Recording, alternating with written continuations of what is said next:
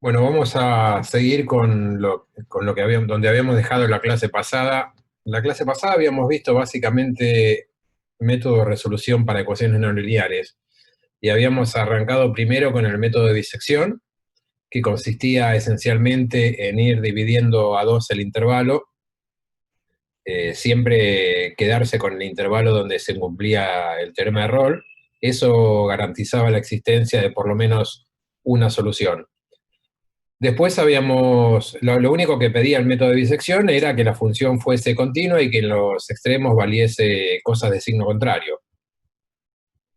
Después de eso vimos el método Newton-Raphson. El método Newton-Raphson, que era obviamente para lo mismo, lo que vimos que consistía en ir por las tangentes. Acá recordamos este grafiquito que está acá.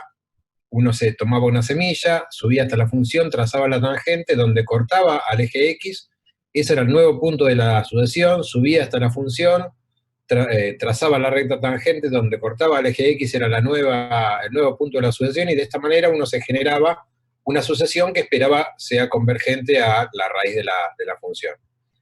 En la comparativa de los dos métodos, lo que habíamos visto era que bisección pedía muy poquito, porque solamente pedía que la función fuese continua, y esa era la ventaja que tenía frente a Newton-Raphson, mientras que la desventaja era que básicamente la convergencia era segura, siempre convergía, pero de manera muy lenta. Mientras que Newton-Raphson, la ventaja que tenía era que cuando convergía lo hacía mucho más rápido, pero la desventaja era que no siempre convergía, a veces sí, a veces no, y además a la función había que pedirle más cosas. Esencialmente había que pedirle, en primer lugar, que fuese C1, digamos. Bueno, no sé si se acuerdan de análisis, pero las funciones C1 son las que tienen la primera derivada continua. Es decir, uno le tiene que pedir para usar Newton-Raphson que la función se deje derivar. Y además que no valga cero en el punto, porque si no nos pasaba que cuando uno trazaba la tangente no cortaba nunca al eje X. Entonces habíamos puesto acá, mostrado el primer dibujito, el de la figura 4.2. Este es un ejemplo donde Newton-Raphson sí efectivamente converge. Bueno, eso tiene que ver con que esta función es estrictamente creciente en este intervalo. A continuación habíamos puesto un ejemplo de una función donde Newton-Raphson no converge, porque fíjense que los términos de la sucesión se van cada vez alejando más de la raíz. Después llegamos a la formulita.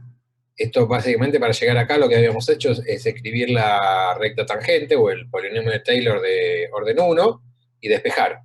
Despejar el xn más 1 en función del xn.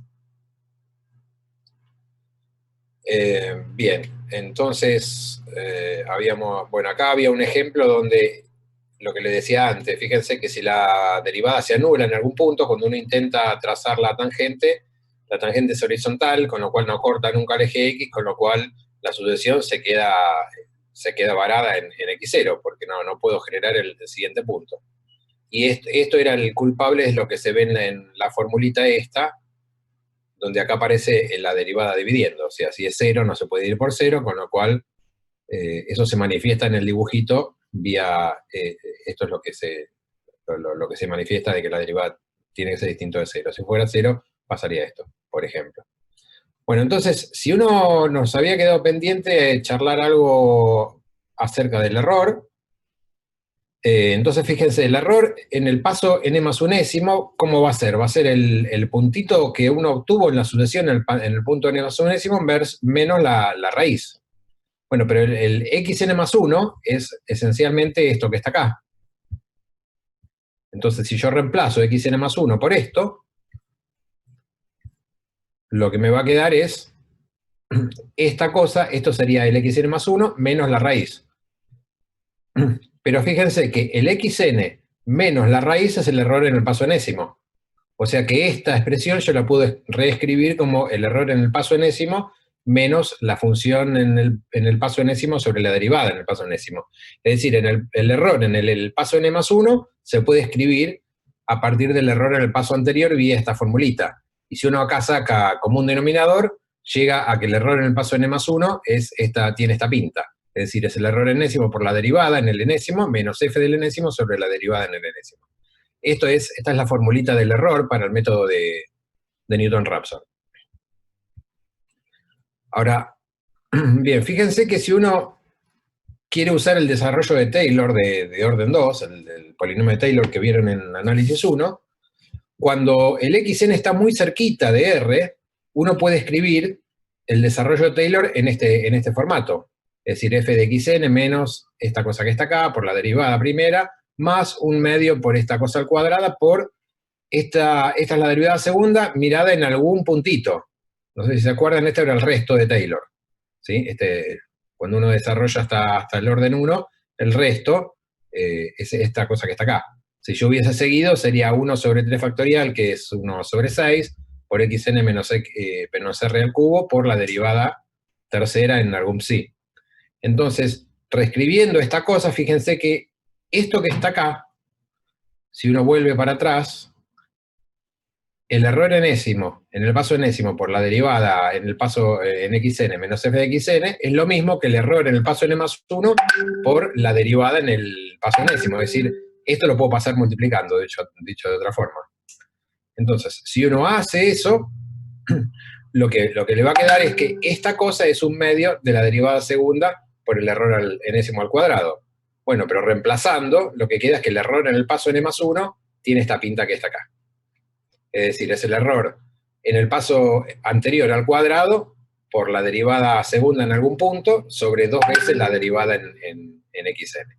Bueno, con todo esto lo que se tiene es, alguien había preguntado dónde uno tenía que arrancar para cerciorarse de que el método iba a ser convergente. Bueno, este teorema justamente, que estos teoremas se llaman teorema de convergencia, justamente lo que hacen es garantizar en qué intervalo uno debería arrancar para estar seguro de que el método va a converger. Lo que dice esto es, esencialmente, si uno tiene un cero simple de la función, que una función, que un R sea un cero, que un número sea un cero simple, quiere decir que la derivada no es cero. Porque fíjense que si el cero es múltiple, es doble, triple o más, si un número es un cero de la función, también lo es de la derivada y recíprocamente. Porque básicamente es sacar factor común, pero, digamos, si uno tiene un número que es una raíz simple, entonces lo que nos está diciendo eso, básicamente, es que la derivada en ese número no se anula. Entonces, si uno toma un intervalo en donde pasen estas cosas, la derivada primera esté minorada, digamos, por un delta positivo, y la derivada segunda esté acotada en este intervalito que está acá, r menos alfa, r más alfa, entonces seguro que va a haber un épsilon chiquitito, de manera que este intervalo, fíjense que es el mismo, o sea, es más chiquitito que el anterior. Este intervalo está centrado en R, pero es más chico que R menos alfa, R más alfa. Entonces, lo que va a pasar es que el error enésimo va a tender a 0 y, en consecuencia, el error en el paso n más 1 va a estar acotado por vamos a tener esta cota. Siempre que uno arranque, que el x0 esté en I sub epsilon, quiere decir que uno arranque, es decir, que la semilla esté adentro de este intervalito. Es decir, básicamente para redondear, el teorema de convergencia lo que dice es que si uno tiene un cero simple, es decir, el número no es un cero de la derivada, y toma este intervalo, y adentro de ese intervalo se cumplen estas dos condiciones, entonces seguro que hay un épsilon positivo, de manera que este intervalo que está contenido en este otro, lo que va a pasar es que el error en el paso n más 1 va a estar acotado por esta constante. Ese es un teorema que garantiza la convergencia. No vamos a hacer Profe, hay un compañero que en el grupo de WhatsApp dice que quiere entrar. A ver. Ahí está, ya los admití. Sí, había 2 personas para admitir. Creo que ya los admití a todos. Bueno, entonces de ese teorema se desprenden corolarios. Por ejemplo, el primero dice que si uno tiene una función, si la derivada es continua, es decir, si f es 1, esto es lo mismo que decir que f es 1, y la segunda derivada está acotada, y r es una raíz simple, entonces hay un épsilon, tal que si uno la semilla la toma en este intervalo, el método va a converger. Eso es esencialmente lo que decía el teorema anterior. Es decir, lo que yo necesito para asegurarme la convergencia es que la función sea C1 con derivada segunda acotada. Por supuesto que si la función es C2, es decir, que tiene la segunda derivada continua, también va a ser C1, Pero eso es pedir más. Acá ni siquiera hace falta pedir que la función sea C2. Con que sea C1 y que la derivada segunda esté acotada, alcanza. Ustedes saben que si la función es C2, la segunda derivada va a estar acotada por el teorema de Weierstrass, que dice que toda función continua alcanza máximo y mínimo en un compacto, en un conjunto compacto, y los intervalos en R son compactos. Bueno, esto es un corolario básicamente del teorema de convergencia que vimos antes. En la práctica no es tan fácil encontrar cuál es el intervalo donde seguro que va a converger Newton-Raphson, si yo empiezo ahí. Pero bueno, los teoremas de convergencia estos dicen que esos intervalos existen, no dice cómo calcularlo. Entonces, vamos a dar una definición que cuando uno tiene un método, lo que quiere saber es cuál es la rapidez, cuál es el orden de convergencia, es decir, con qué rapidez converge.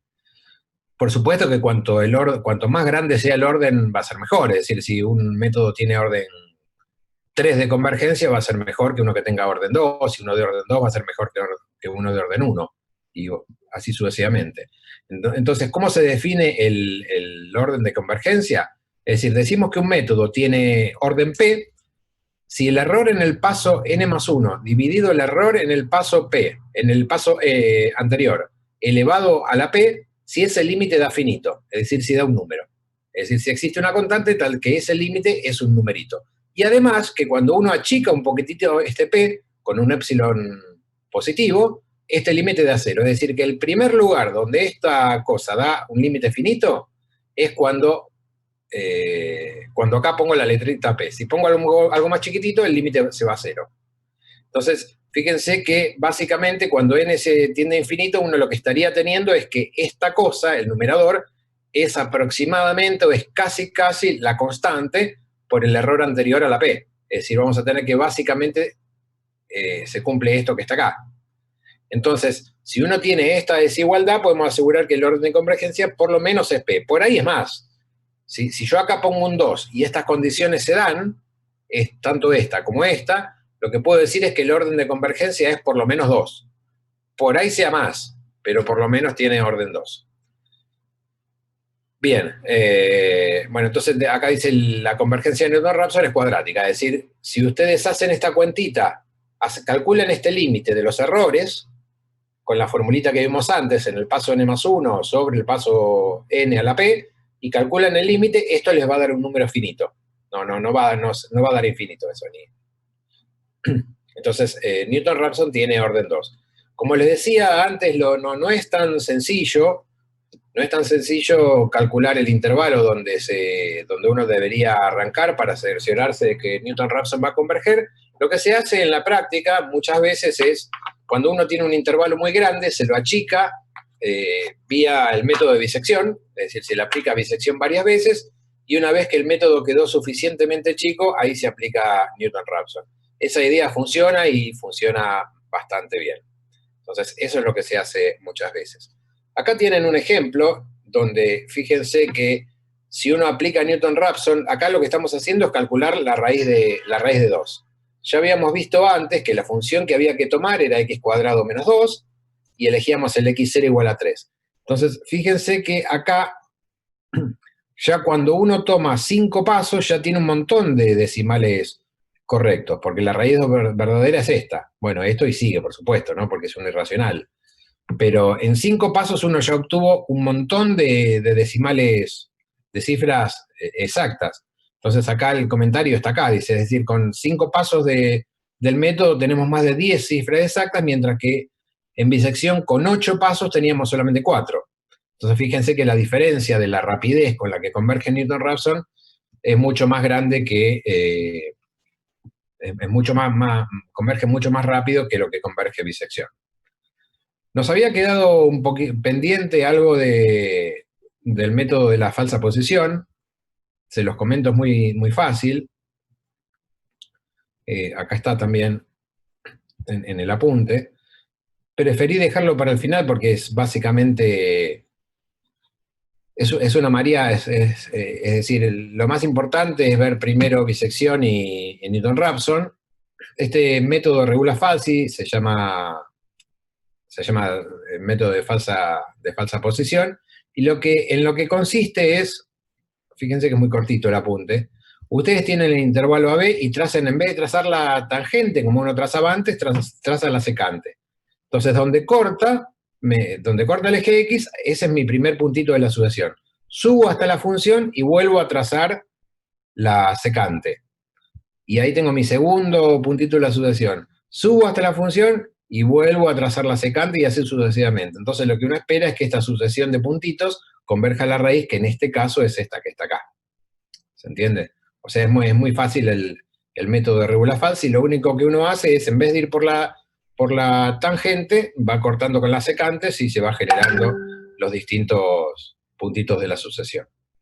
Entonces, hasta ahora lo que tenemos, si uno hace un raconto, ya tenemos el método de bisección, que fue el primero, el método de Newton-Raphson, que fue el segundo, en donde estudiamos el error en los dos casos, y en este tercer caso tenemos el método de regula falsi, que es muy, muy simple. Un método más general que engloba a casi todos estos es lo que se llaman los métodos de punto fijo. Entonces, vamos a hablar un poquito de método de punto fijo. No vamos a hacer todas las pruebas de todos los teoremas, pero sí algunos, vamos a charlar algunos. Entonces, perdón, ¿se entiende hasta ahora más o menos lo que estamos haciendo? Sí, sí, perfecto. ¿Se entiende? Bárbaro. Bueno, entonces vamos al método de punto fijo a ver en qué consiste esencialmente. Bueno, supónganse que uno tiene que resolver este problemita que está acá, f de x igual a 0, es decir, tiene que buscar un 0 de una cierta función. Uno lo que podría hacer es, si yo acá tengo una expresión cualquiera, lo que podría hacer es despejar la x, pasar la x para el otro lado, y me va a quedar x igual a algo. Entonces, por ejemplo, me va a quedar x igual a g de x. Entonces, buscar un punto fijo esto es lo que se llama un punto fijo. Un punto fijo de una función es cuando yo le aplico la función y me da lo mismo. Por ejemplo, la identidad tiene todos los puntos son fijos para la identidad, porque f de cualquier cosa es esa cualquier cosa. Entonces, yo lo que podría hacer es, cuando uno tiene esta función que está acá, despejar la x, y en vez de buscar una raíz de esta f, lo que puedo hacer es buscar un punto fijo de esta otra g que está acá. Vamos a ver algunos ejemplos. Supónganse que ustedes tienen esta función que está, la cúbica esta, x cubo menos 13x más 18, y quieren buscar un 0 de esta función. Fíjense que de esta expresión que está acá, uno podría despejar la x, y más aún, la puede despejar de varias formas. Una manera es esta que está acá. Fíjense, si pasan el 13x sumando para el otro lado y el 13 dividiendo, le va a quedar x cubo más 18 sobre 13, que es esta que está acá. Perdón. Otra manera es pasar 13x sumando, 18 restando, y después pasar a tomar la raíz cúbica. Es decir, le va a quedar 13x menos 18 a la 1/3. Es otra segunda manera de despejar la x. Y una tercera manera que está acá, por ejemplo, es pasar el 13x para allá sumando, el 18 restando, y como acá hay un x al cubo, pasar x al cuadrado dividiendo si x no es 0. Entonces, lo que digo es buscar un 0 de esta función f que tienen. Originalmente el problema es buscar un 0 de esto. Eso es lo mismo, es exactamente lo mismo que buscar un punto fijo de esta, o buscar un punto fijo de esta, o buscar un punto fijo de esta. Es decir, si yo esto lo igualo, esta G1 la igualo a X, cuando agrupo todo al mismo lado me va a quedar esta misma F. Si yo esto lo igualo a X, cuando agrupo me va a quedar esta F. Si yo a esta G3 la igualo a X, cuando agrupo todo me va a quedar esta F que está ahí.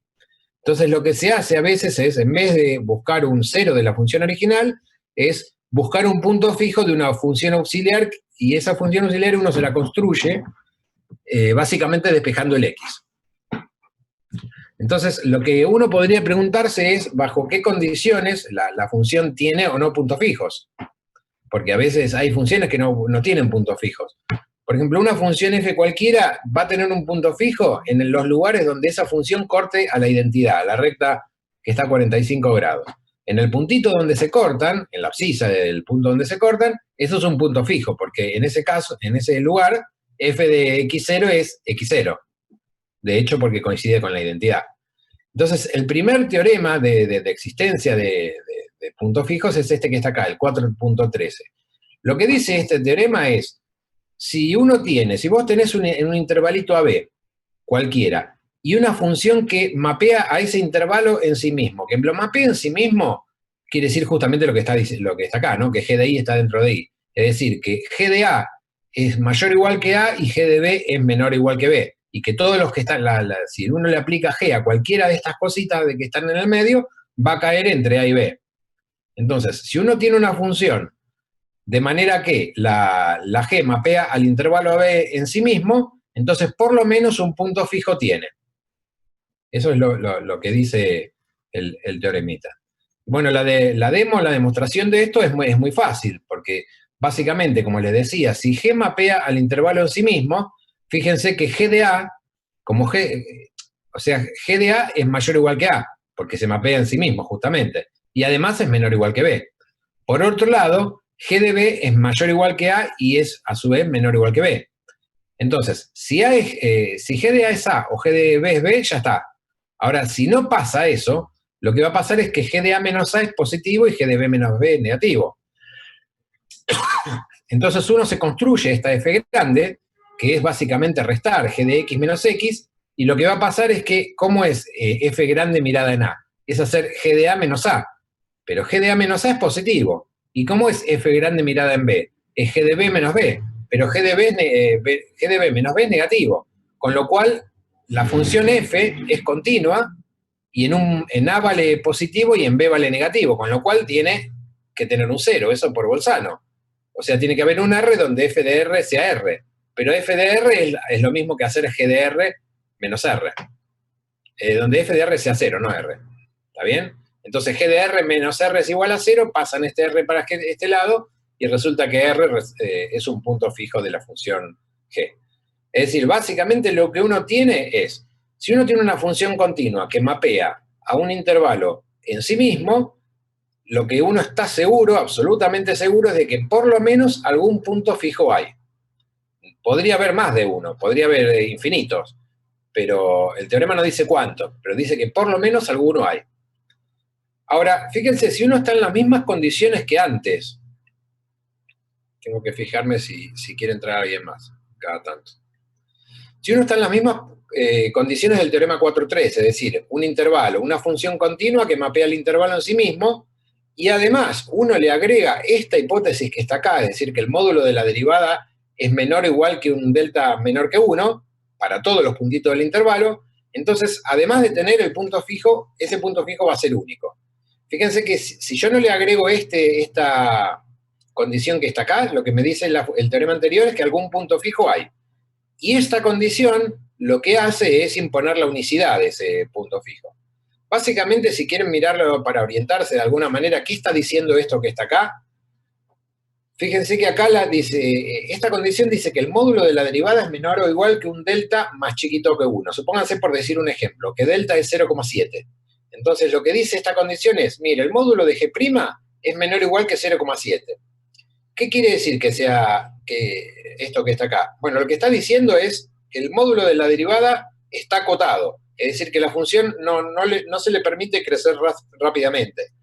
Es decir, que crece despacito. Bueno, si esto pasa, y está acotada por algo más chico que 1, ese punto fijo va a ser único. Bueno, la demostración de eso esencialmente cuando uno quiere probar que hay una única cosa que satisface, lo que hace generalmente es supone que hay dos, y llega a un absurdo a que esos dos son el mismo. Entonces fíjense, si yo supongo que R1 y R2 son dos puntos fijos, como R1 es punto fijo, es lo mismo que G de R1. Como R2 es punto fijo, es lo mismo que G de R2. Ahora, este es el pasaje del primero al segundo término. Del segundo al tercero paso vía el teorema de Lagrange. No sé si se acuerdan que G de R1 menos G de R2 sobre R1 menos R2 era igual a la derivada en algún punto intermedio. Ese era el teorema de Lagrange, que era una generalización del teorema de Rolle.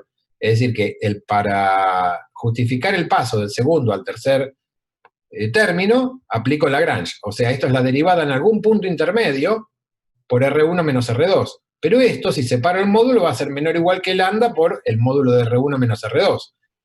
Fíjense que acá, observar que a lambda no le puse el módulo porque por hipótesis era un lambda positivo, era menor que 1, ¿cierto?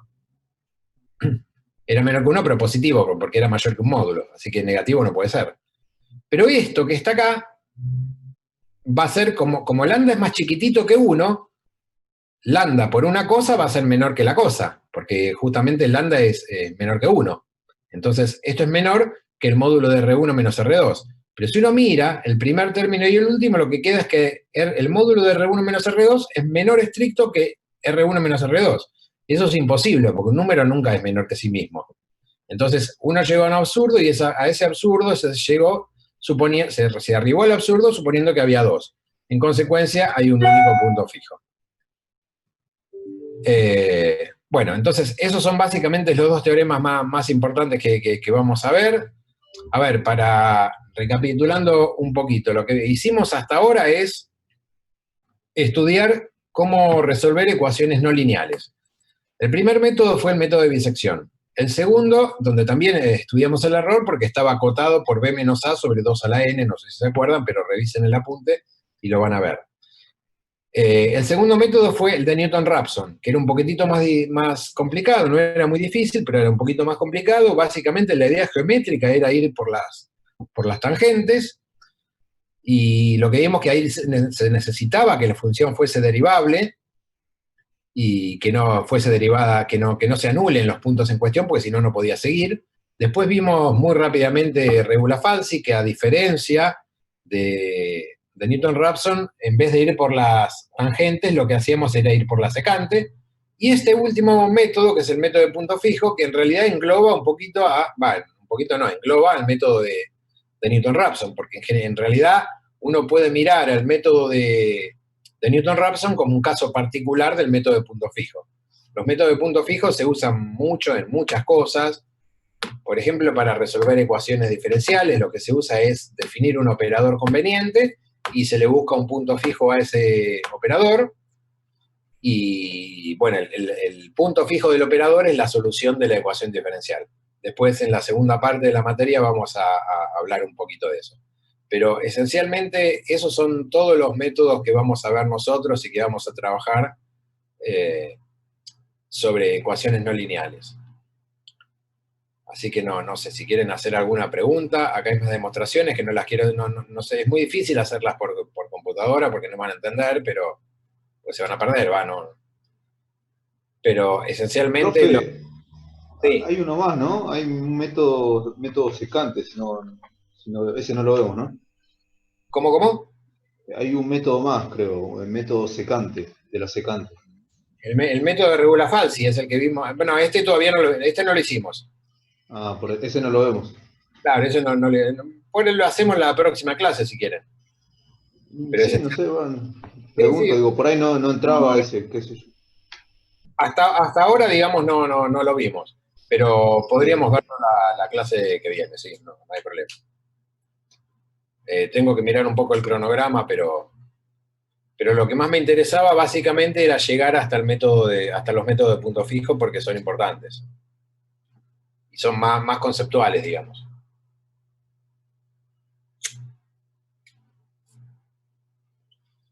Así que, bueno, eso me parece que por hoy ya está bastante información.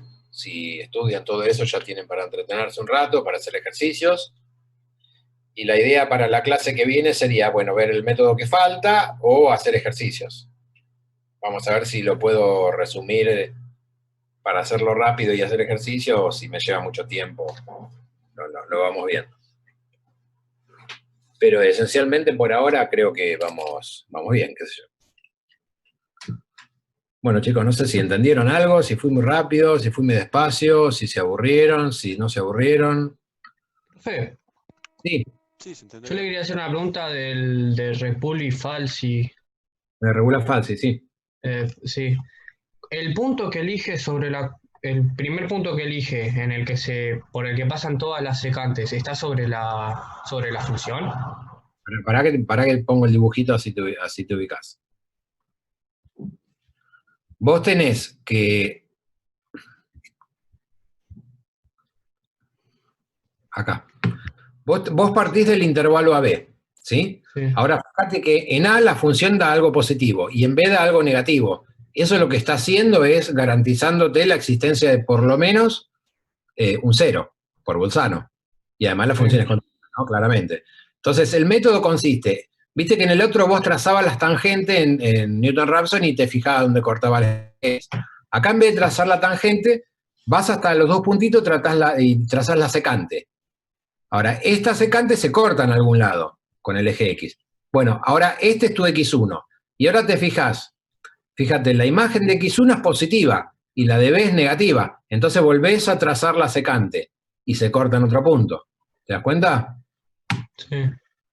Y así sucesivamente, así seguís. Cada paso vos tenés que chequear dónde se cumple Bolzano, ¿no? Sí. ¿Se Igual entiende? si se cumplió Bolzano en AB en cada vez que te vas achicando el intervalo, ¿no sigue cumpliendo? Sí, pero por ahí se te podría cumplir, no sé, en otro lado, o del otro lado. No, o sea, depende de la forma que tenga la función. En este caso es como vos decís, porque por la pinta que tiene la función se te va a cumplir siempre para la derecha, si querés verlo. Eso es lo que vos me querés decir. Sí.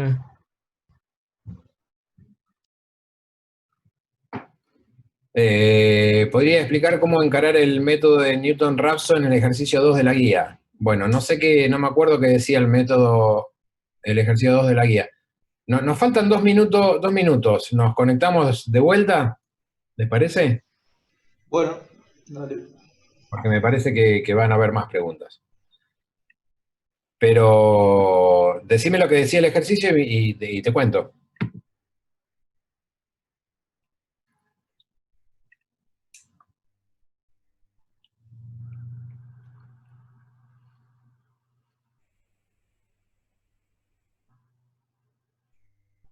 El ejercicio 2, no sé qué, no me acuerdo qué decía. El que dice él es el que, bueno, dice justamente demostrar la ecuación e a la x más 5 seno de x menos 2, si no me equivoco, dice eso. Y que tiene una raíz en el intervalo 0,3, y bueno, después encontrar las cotas necesarias en del módulo de la derivada primera y la derivada segunda para determinar un valor inicial, de modo que el método de Newton-Raphson converja a la raíz. Bueno, fíjate, falta menos de un minuto. Si se corta, nos volvemos a conectar y seguimos. Pero en esa expresión que vos me diste, E a la X más no sé cuánto de no sé dónde, si vos querés garantizar, el primer punto te decía garantizar la existencia de una raíz. Entonces, una manera es, fíjate que eso es una suma y resta de funciones continuas, con lo cual eso es una función continua. Entonces, podrías evaluar a esa función en los extremos del intervalo y comprobar que efectivamente en un extremo es positivo y en el otro es negativo. Y como se trata de una función continua, por Bolzano tiene que haber por lo menos un punto fijo. Estás en las hipótesis del teorema de Bolzano. ¿Se entiende lo que digo? Sí, sí. Si vos querés ver, por ejemplo, la unicidad, una manera sería, por ejemplo, si vos estudias la derivada de esa función en ese intervalo, vos sabés que cuando la derivada es